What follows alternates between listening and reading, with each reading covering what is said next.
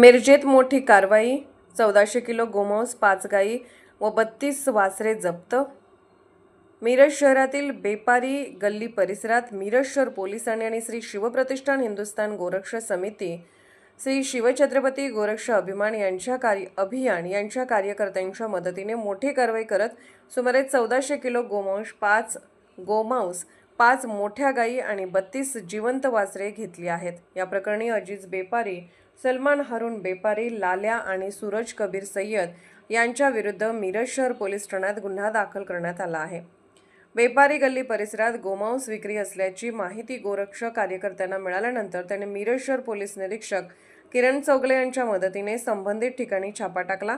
कारवाई दरम्यान मोठ्या प्रमाणात गोमांस तसेच जिवंत जनावरे आढळून आली। याशिवाय एक 4 चाकी वाहनही जप्त करण्यात आले।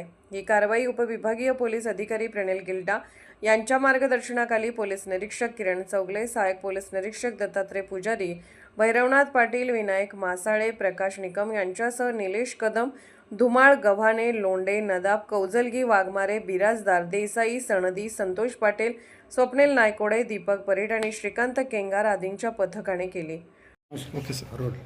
मी Pranil Gilda, sub divisional police officer Miraj विभाग।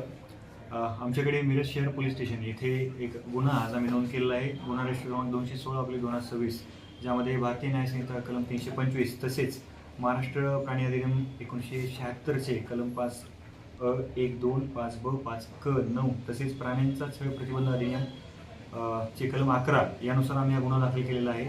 यामध्ये मिरज शहरचे पोलीस निरीक्षक श्री किरण चौगुले साहेब आणि त्यांच्या पथकाला अशी माहिती मिळाली होती की मिरजमधील मोमीन गल्ली बोकड चौक या ठिकाणी काही जनावरं हे कत्तल करण्याच्या उद्देशाने क्रूरतेने तिथे बांधून ठेवलेली आहेत।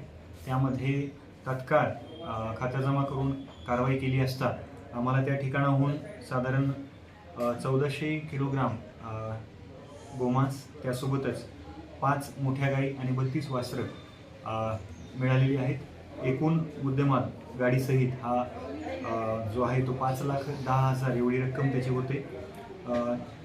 सदर घटनेच्या अनुषंगाने गुन्हा दाखल करण्यात आलेला आहे आणि पुढील तपास मिरज शहर पोलीस स्टेशन करत आहे।